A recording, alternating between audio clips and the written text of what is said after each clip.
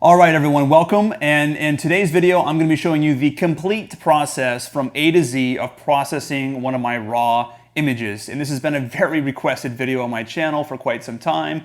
And today's the day where I'm going to go and we're going to jump into the computer and I'm going to bring you through the entire process of from the color correction in RAW all the way through into Photoshop and then also into some of the plugins that I use to fine-tune some of these images. So I think that you're really going to get a lot of value out of this video, and I'm going to be giving you 10 very actionable tips that are just solid things that I have developed over 10 years of doing this full-time as a wedding and portrait photographer. And I'm going to be giving you these 10 tips that I think are really going to help a lot of you. And I'm going to be kind of showing those on the screen as I go through the video. And then you don't have to take notes because at the end, toward the end of the video, I'm also going to give you a nice summary of all those 10 things so that you can kind of screenshot it and then you can use that as a point of reference when it comes time to edit your own photos. Let's do it. Okay guys, so here we are inside of Capture One Pro 20 and we're going to be working on this particular image of my good friend Connie. Essentially we're going to be going from this here is the straight out of camera raw file. We're going to be going from that to a color corrected image which is going to look something similar to this. And then I'm going to bring you into Photoshop and we're going to wind up with a very polished image like this one over here on the right hand side where everything is totally touched up and ready for social media. So essentially going from left here to the right image. Yeah, so let's just jump in and get started. Now before I start twiddling with any of these dials and brushes, let me just try to give you a little bit of an overview of how I approach edits in general. So first of all, as I've mentioned in the past and also in different videos, there are two levels of edits, and that's important to understand. There is the basic level raw edits that I do, which is done to volumes of images which get sent to the client, and that's for proofing galleries and things like that. And then if the clients want to buy a print or purchase an album with me, or any image that I myself want to feature on my own social media and things like that, then they go through kind of like a more refined process. And of course Photoshop and Actions, not Actions, but Photoshop and just some third-party plugins and things like that that I'm going to use and I'm going to show you guys now. All right, so that's what this video is. So buckle up, get something to drink here to entertain you here because it could be a long one. So let's just get started. So the first step here is to really identify what needs to be addressed. Now in this particular image, I will tell you that the exposure, I did a pretty good job here, despite the fact I only had about 30 seconds to get this shot. This was inside of a shopping mall with people walking by this sky bridge. In fact, you can see way over here in the right-hand side, that's a blurred person. We'll take care of that in a second. But the exposure is pretty good overall on the frame. But because she's wearing this white blouse, it did act as a reflector and it reflected a lot of the flash. So it becomes a little bit brighter than her face and almost blends into the background. So we're going to address all that here in just a moment. So I'm just going to pop on the exposure warning, and this kind of confirms what I just said. This will show where all the highlights, there's just no data whatsoever. And for the background, in this case, that's totally fine because it's this artistic pattern, but I do want to avoid blowing out the exposure here on her blouse. So we'll go ahead and turn that back off. And then the second problem with this shot that's glaring is, of course, the color tonality. There's a nasty green tinge to this photo. And part of that is because this was shot in high-speed sync. This was shot at 1/1000th of a second, wide open at f1.2, 85 millimeters. So there's probably a little bit of color shift in the flash. I'm using the Profoto B10s, and even with those flashes, once you're starting to get into the high sync territory, it is common for any flash to start to lose its color accuracy, and that's no different on the Profotos. So I have a little bit of that going on here in her skin and just in the background in general. So we're going to need to address that. And then once we get to Photoshop, we'll kind of really perfect it and polish it up nice. So the first thing here is we need to address the blown highlights here in her top. So I'm going to zoom in here a bit and just bring this in here a little closer. So, you know, I can't just grab the exposure and bring this down for her top because it affects her face and other areas which we don't want.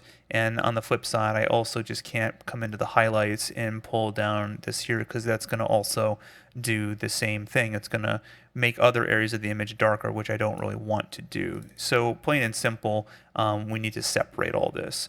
So what I'm going to do here is I'm going to just very quickly come over to my layer tab, and I'm going to create just a new adjustment layer, and I'll just give this a quick name. We'll just call this highlight.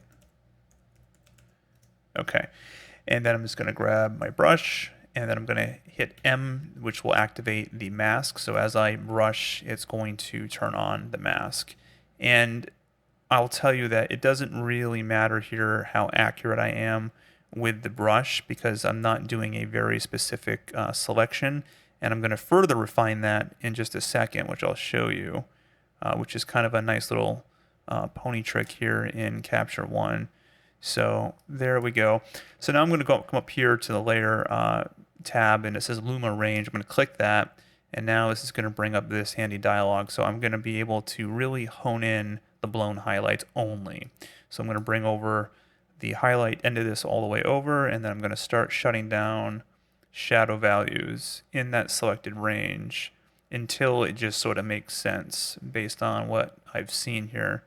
And I'm going to say right about here, and then I'm going to play with the sensitivity of this. This can also further refine it, although in this case, not doing much. And then I'm going to check the radius here, and I'm just going to move this, and you can see how that's going to affect it there. As I move it down, it starts to pull it. So that's a pretty nice, accurate area there. I'm going to go ahead and just click Apply. And then real quick, I am just going to hit the eraser tool and just click out here real fast. Just some of that mask area, just on around the shoulder area. Perfect. So I'll click M to hide the mask, and now we have a nice selection. And now I'm just going to very gently pull those highlights down with my highlight tool. And it's just going to be a little bit, so we'll just do a quick before and after there. And that's about it there. Now we can see, of course, that I have managed to get a little bit of an edge there. Let me come up here, just around this particular area here. Right there is better. Okay, let me zoom back out. All right, we'll turn off that mask. And I'm also going to pull these back a little bit further. There we go. And then I can even turn on the exposure here, and this can help quite a bit.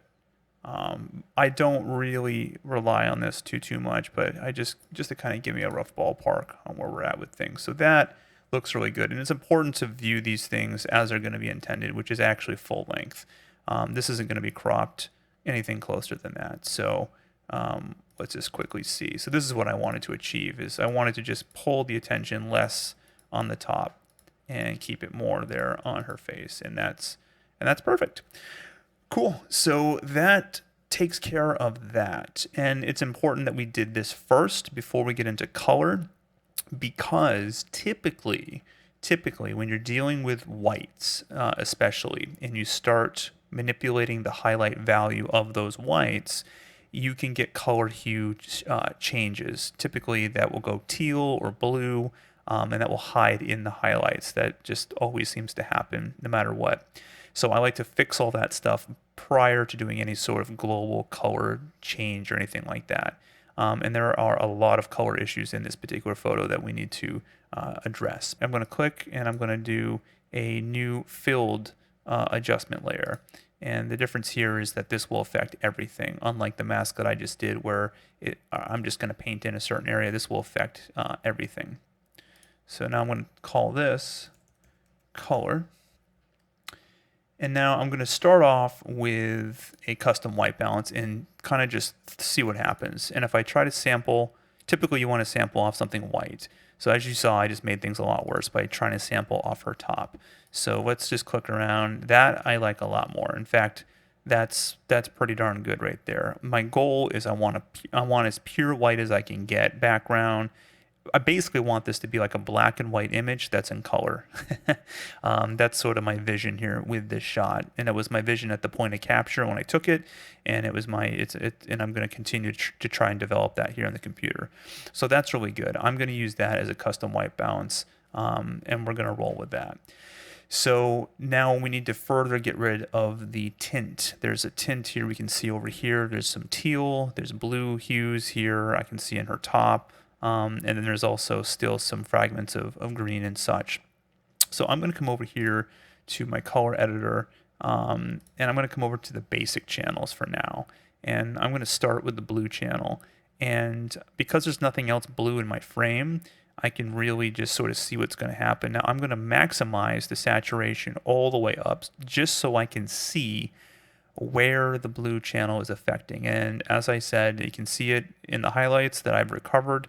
You can see it there in her blouse. You can see it all throughout the pattern. So I'm just going to kill that channel completely. I'm going to pull that right down to nothing. Then we're going to get into teal. We do the same thing. We're going to pop the saturation to 100%. And I can see that affecting a lot of the background as I suspected. So we're going to get that all the way off. And then the green channel, I'm also going to increase the saturation. We can see that come, if I go up and down here, you can really see it start to take effect, especially in the background patterns, and I don't want that. So we're going to take the green off. Those are the only channels here that we're going to be able to really affect without affecting her skin tones or anything else in the shot. And so far, so good. This is looking really good. And if we just quickly jump into a before and after, now this becomes pretty clear what we've done. You can see that nasty green, sort of slimy looking film almost that was like over the whole photo. And then as I pull this slider, you know, just notice how neutralized this has become very quickly in just doing those adjustments. And the highlights are really nice now on her shirt. Everything blends together well, and this really is starting to look really nice very quickly. And we haven't really done too much to the photo, just those two quick little tabs. So that's pretty nice. Now the next thing here that I want to take a look at is the contrast. Now typically I love high contrast photos, as you have probably seen in my style and brand in prior videos and on my Instagram and things like that. In this shot, I was able to just achieve a lot of contrast just because of the nature of what it was, the exposure, the ratio of light to ambient, and all that good stuff. However, I really kind of feel like there's too much going on here. So what I want to do here is I'm just going to create another filled layer, which adjusts everything, because I'm not just going to paint it in one area. I want this to be a global adjustment. And this one here, I'm gonna call I'll just call this contrast. Okay. And here I want to basically just lift out some of the shadows, and I want to adjust the black point a little bit. And I want to experiment with this here very carefully. And I'm paying close attention before I move it. Let me reset the slider. The area here that I'm particularly looking at is her hair. Okay, so I want to really lift out her hair. I want to lift out shadows on the whole photo, but I'm using her hair as sort of my target range. So I'm using that as like my limit, so to speak. And right about there is looking pretty good. Now I'm going to go to my blacks, and I want to go back down to the blacks and just play with this back and forth until I sort of get a nice sort of happy medium here between the two. Good, right about there. Okay, pretty cool. And let me just toggle this so I can see, and that's a pretty significant difference there. And now that I'm seeing it, I think that I've gone too far with that. So what I'm going to do is just lower the opacity of that layer down entirely. Let's try to maybe put it close to half there. Yeah, that right there is a little bit more, maybe a little bit more than that. Somewhere in here, you can see where this all becomes very subjective to what you think and what you like. But I did want to open up those details quite a bit. And if I wanted to only affect her hair, I would have created just that normal layer, and then I would have done the same thing like I did for her top. I would have just painted in her hair. Then I would have went into Luma range. I would have had just the shadows selected there so that it just automatically locks under her hair. And then I would have adjusted it with levels or curves or something like that. But I can show that in a different video at some other point. But for now, this is shaping up pretty nicely there. Okay, and then the last thing I'm going to do here is, and this will be a selective matte or layer. So I'm going to do this. I'm going to call this skin. And we need to just lightly just adjust the skin tone here a little bit. So what I'm going to do is, once again, I'm going to use my brush, and I'm going to hit M for the mask, and then we just want to paint over where she has visible skin here. So obviously her face, neck area, like this, this back arm, we'll grab that. And the legs here, we definitely want to get all this. So we'll just include all this here. And then get this arm over here. All right, just like this. Now, it doesn't matter that the mask has gone off her because there's no colors even remotely close to that in the background. So we'll hit M to hide the mask, and now I'm going to go over to the skin tone editor, and we're going to just sample her skin tone, and I'm probably not going to do her face. I'm just going to grab somewhere a little bit more neutral, maybe here on her arm, to pick up the skin tones, which it's done over here.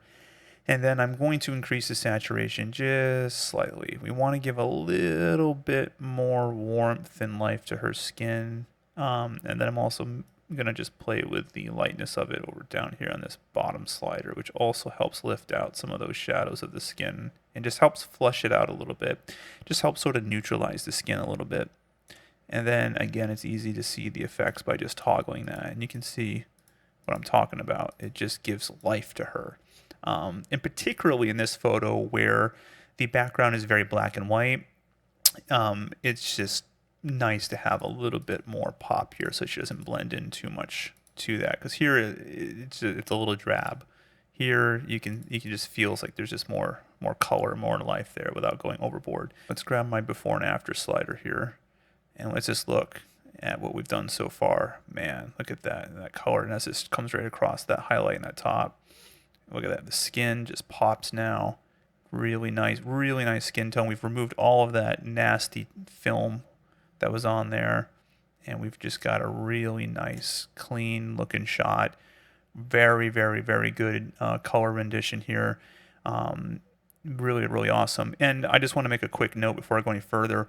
If by any chance you're viewing this on your screen and you're thinking that it looks either overexposed or underexposed, or maybe the color is too saturated, you have to also remember that I'm working on a 43-inch 4K display that is custom calibrated every 90 days for the print company that I use and the album manufacturer that I use. And those are the profiles that I'm using. And sometimes I have noticed, and I have received comments in the past, that a lot of my photos can appear overexposed on other people's screens. And I think that is a byproduct of that happening. For sure. So just try to keep that in mind too, if you happen to think that. So on your end, if you're taking notes, just you would just run your exposures a little bit less, or whatever to compensate. Okay. But on my screen, if you were actually here in person, I think it looks great. Okay, so the next step here is we got to send this over to Affinity Photo. I no longer use Photoshop, but the good news is that everything I do in Affinity Photo is super basic stuff, and you could do this easily in Photoshop as well.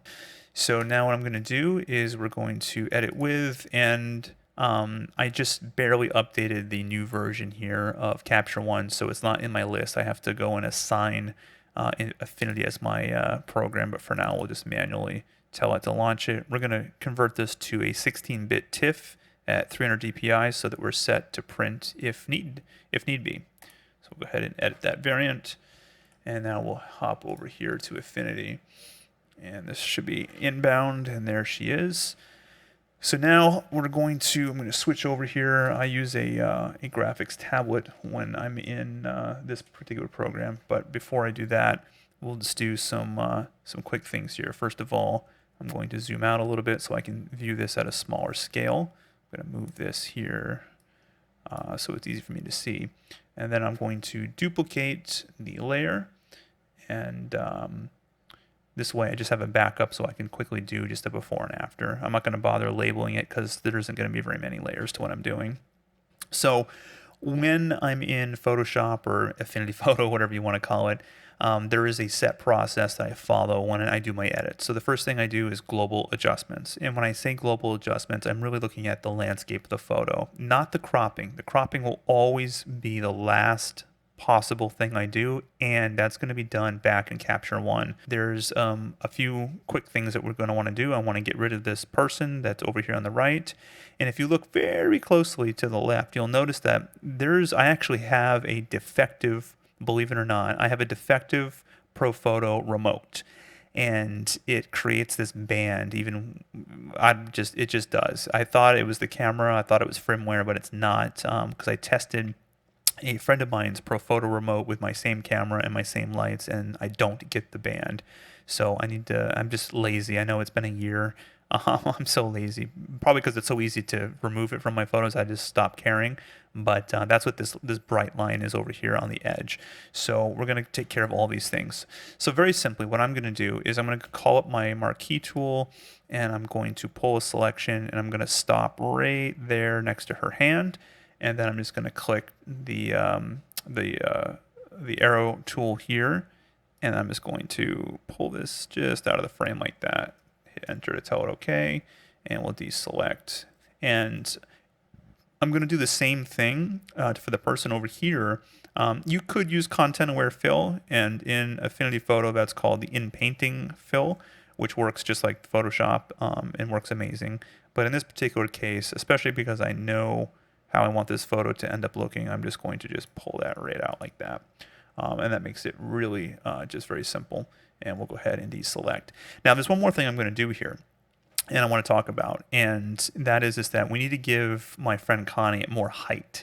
And the reason we need to give her more height is because she is taller than what this photo is portraying. This was shot compressed at 85 millimeters, and the problem is that I wasn't able to physically get down on one knee and lower my composition so that I could get her to appear as tall as possible at the point of capture, which is typically my practice as a photographer.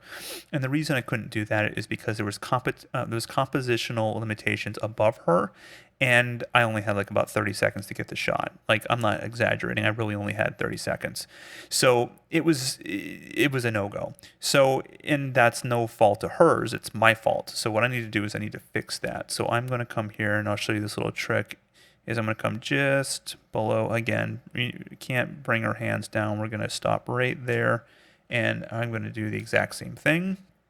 We are going to select this area, and then I'm going to pull this down right about there, and we'll tell it okay, and we'll go ahead and deselect. So now we have given her back some height, which is going to be flattering for her. Okay. So that is it there. Now, the next thing I'm going to do is we need to continue on with our global adjustments, and I like to work from the bottom up.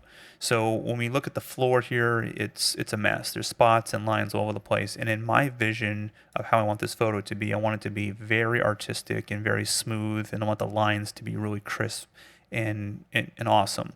And I want these horizontal shadows to be the only thing really prominent. I don't want these other lines going on.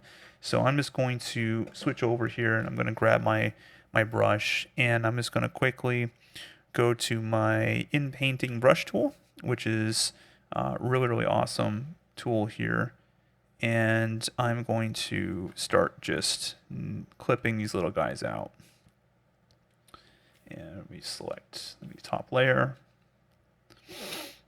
And I'm just going to go and just quickly run through and clean up this floor, because these little details, you may be sitting there thinking to yourself, and don't worry, I'm not going to make you watch all this. I'm going to fast forward this in a second. But before I do that, understand that these little details make a big difference when you go and you start looking at people's photography.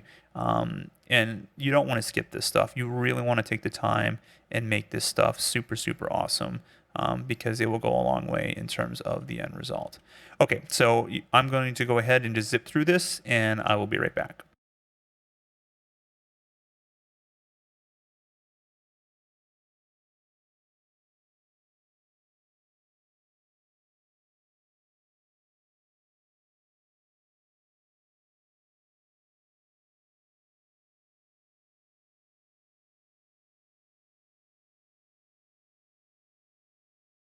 Okay, so I finished up the floor there, And if I toggle that now on and off, you can really see the difference. I mean, it really makes a big difference when we start to focus on those little details. Now this looks much cleaner.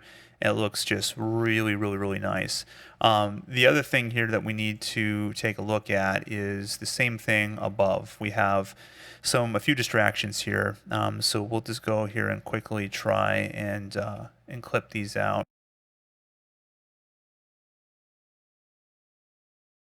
Now, I will tell you, I'm not going to be too worried about this because I already know that I'm going to crop this pretty tightly, and that's not going to be in the final crop anyway. So let's move on here to to Connie herself. Well, first, let's do an overview. And it's always important, and this is one of the mistakes that I made when I was starting out with this years ago, is that you would always edit when you're zoomed in, but then you end up losing track of the global picture. So always zoom out, and I like to look at the image out like this, just to kind of get that overview as to like what's going on with things. And in this case, it's just easy for me to see different things. Like, for example, when I zoom out like this, it's easier for me to see this little highlight over here on her arm, which needs to be dealt with. So we're gonna just do that here and clean that up, which didn't really, for whatever reason, I didn't see that before. Now we know her hair needs a little bit of, whoops, undo that. We need her hair needs a little bit of attention up here. So I am going to try and fill in here and see what this is just going to do on its own. Sometimes you get lucky with hair, and sometimes these brushes can just create a nightmare with it. So I'm going to start here and get rid of some of these little flyaways. Okay, and this is looking good for me, especially when it's viewed at the appropriate distance. So looking at the global adjustments, I'm going to say that we're good with that. So now we're going to work on Connie herself, and we're going to, again, start from the ground up. And I'm going to go flip back over to my In Painting brush tool, and we're just going to work here on some veins here from the feet, and we're just going to tone down some of this a bit. Let me just zoom in a little closer to make the selections a little easier here. I'm not going to go too crazy here. We don't want like perfectly smooth. We want to have some. You want it to be realistic, but some of these just really pick up the light and get emphasized more than they need to be. So we're just going to hone down some of these bigger ones here, like this. Right here, we can maybe get rid of this here.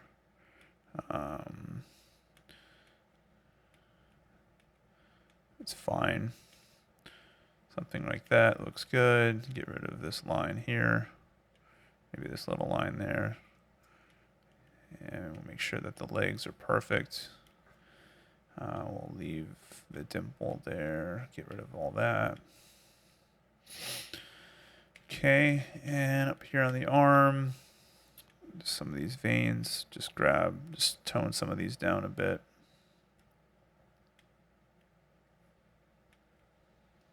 Okay. Maybe this tiny little crease here. Get rid of that. Get rid of this here. That's fine. Her neckline. Let's get rid of these fine little lines here. Sure, Connie will appreciate that. There we go. Get rid of these tiny little hairs. Now again, don't obsess over. I mean, I'm telling you not to obsess as I'm removing these little tiny hairs, because you just don't see them when you view it full screen.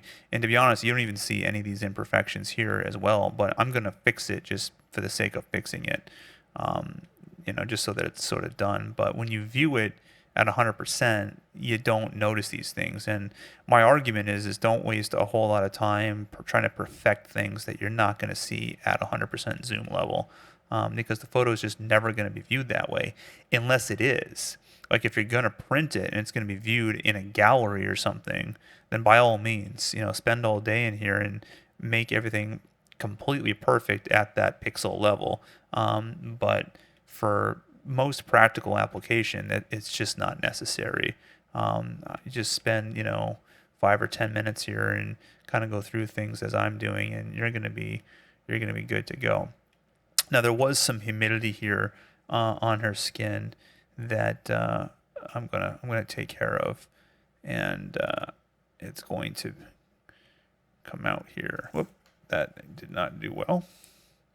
Select this. There we are. Just to get a little bit of this here. And this is also exaggerated by the flash itself. Now there's a shadow here that I'm going to remove from the inside of her eye, just because we don't need it there. I know she has this, I think it's a tiny little nose ring or whatever it is, and if this was a photo for her, I would leave it, but it's a photo for me, so I'm going to take that out. Okay, so this is all shaping up to be pretty nice here. Make sure that all the skin here is dealt with. We're also going to give the skin a once over in a second in a different way.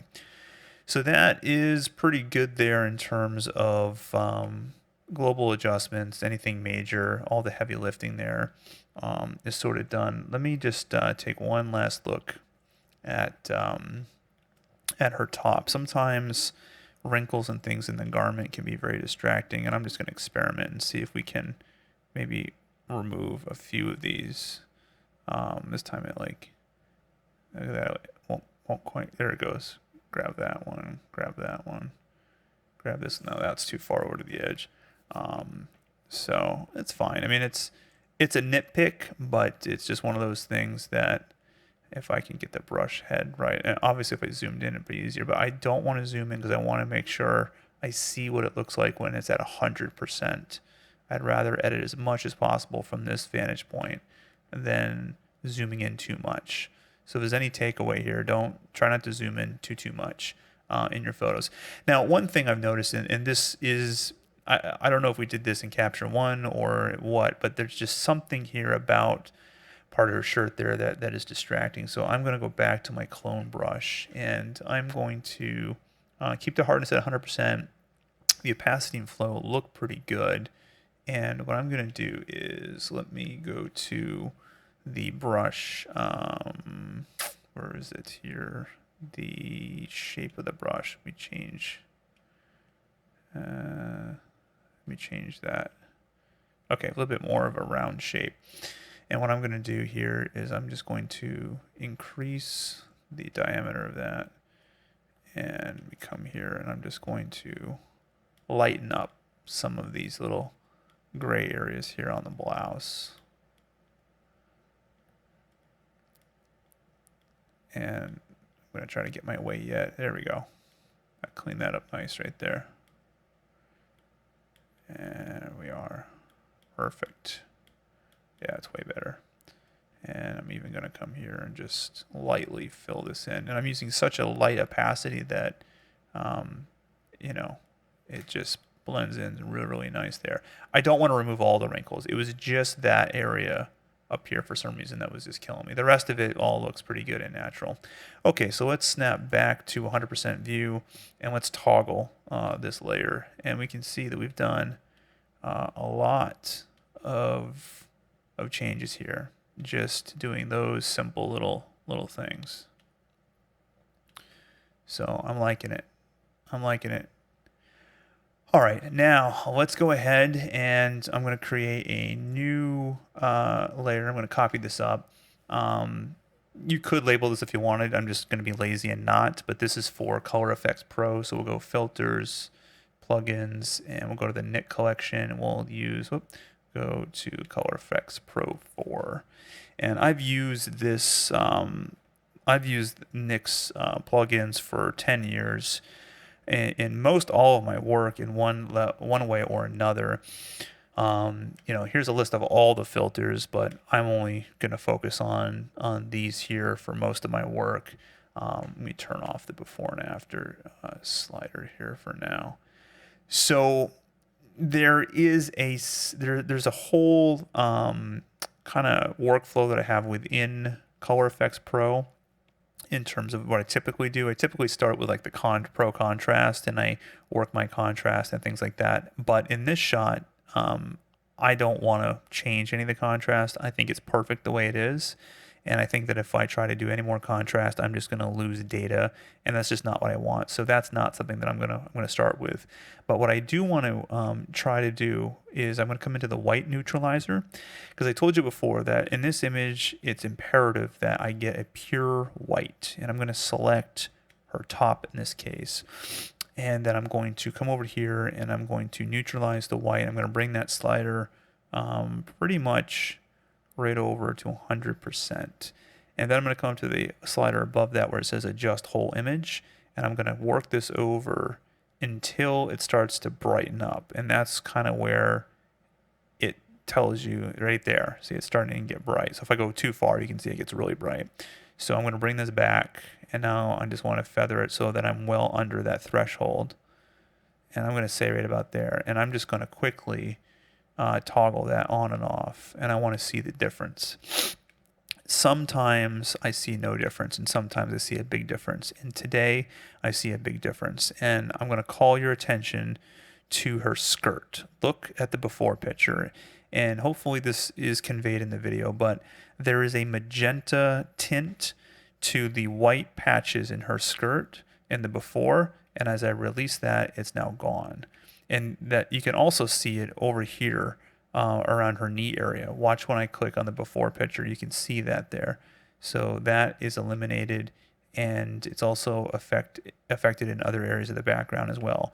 So although we did a great job in Color Efex Pro, there's still more opportunity there to really truly neutralize those whites, and that is the filter that really does it for me, and I love it. If I did nothing else in Color Efex Pro, it would just be this here and I'd be happy. But I'm going to stack another filter on top of that.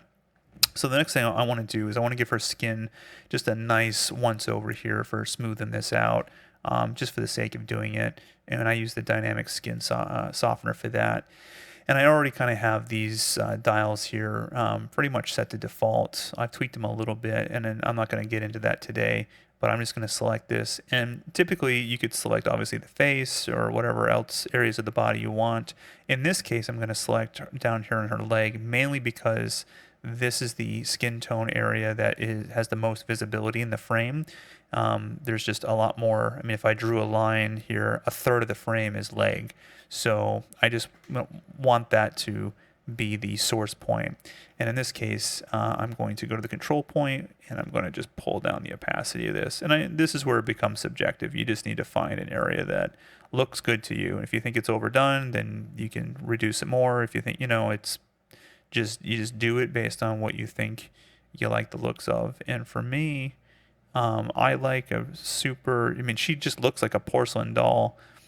So I kind of want to make that photo like that. So I'm going to keep that right about there, and then we'll just quickly toggle. This is a very subtle difference here, especially when viewed at 100%. So I'm going to come in a little bit more here because it is being viewed as a full-length shot. So we can typically push skin smoothing a bit more on a full length than you could on like a close-up or portrait. So we want to keep that in mind. Yeah, so really liking it. And now if I go to my compare, we can really see that. Let me pull up that compare line, because you can really see on the skirt as I quickly pass this back and forth what I'm talking about. You can see how that just still had that film on it, even though we did a lot of removing in Capture One. It still was affected there. So really liking this now. So yeah, I think we're good. I'm going to hit OK and process this. And we'll have our new layer here in just a moment. All right, cool. And then we can toggle here now that we have this again, another before and after just on top, just to see it now bigger. And yeah, the difference is definitely very, very well noted. So this is now really looking sharp. Now before I send it back to Capture One and do our final crops, I'm just going to give this a once over here. I'm just going to kind of look at everything and see if there's anything else here that I want to adjust or tweak. There is just one thing that calls my attention. I'm going to zoom in here, and this little tiny area here of her hair is driving me nuts. So let me come over again. Let's try it with in painting and see if I can just address it. Yep, that was nice. And then Of course, I got to be careful. I don't want to take it too far here. So I'm just going to, when you have subjects that have this really beautiful, fine hair, it's so pretty and so nice, but man, it is a lot of work. It's a lot of work. Got to make sure that we really control this. And I think this is going to do the trick because, again, 100% now, that looks really great. Really, really good. Wow, this is really coming together nice. Okay, cool. So let's send this back to Capture One. Tell it yes to save. We'll save the layers. We now have our high-res TIFF. Okay, so here we are back in Capture One, and here is our new TIFF file. So again, let's just do a quick review. Here was where we started. Well, here's where we really started, and then we went to this level here inside of Capture One. And then we've gone and we've really perfected that here. Wow, it's really cool when I switch back and forth. You can see just the difference that we've made there. Overall, really, really nice. Super, super happy with how this is coming out. All right, so now what we're going to do is we're going to go ahead and I'm going to crop this file. And we want to make sure that we crop and we maintain the original aspect ratio. And this is where I'm going to crop and also really recompose it too to a certain degree. And this is pretty much what I want. I don't want to have a lot of headspace here, buffer. I want it to be a really nice tight crop, basically just like that. But this is annoying, this little tiny triangle in the upper corner. So let me go back to that crop and let's see if we can just come down. Yep, perfect. Let's try that. Excellent. Yeah, so that is going to be my final shot there, and I really like this a lot. In fact, I'm going to give this one 5 stars because it's just came out great. This was actually better than the edit I did earlier this afternoon. Okay, so there you have it. That is it, guys. So hopefully this video was helpful. If you found it helpful, please consider subscribing to my channel and giving it a thumbs up. More videos like this I am going to be making inside of my Patreon page, which will be a member page. I'm going to be putting the details of that soon. So check back to the description link of this video for a link. You guys can see more of these types of edits. I'm also going to be doing edits for members' photos and helping people really understand how to kind of get in and really polish their photos to get the most out of it. One of the most challenging things really is the post-processing part of it. And I learned firsthand by doing workshops out in Las Vegas. And also the one I did here in Miami is that, you could be standing right next to me in the field with the exact same camera settings, shooting the exact same model with the exact same light. And yet, at the end of the day, when we go and process our photos, mine may look very different than the ones that someone else takes. And it does become subjective to a point, but understand that understanding how to edit photos in different scenarios, in different situations is definitely going to be something that is going to be beneficial. And how I processed this photo of Connie here today is not going to be the same as what I'm going to process for a different photo shoot. Everything is very dependent on the situation, and understanding how to tackle different situations is really what it's all about.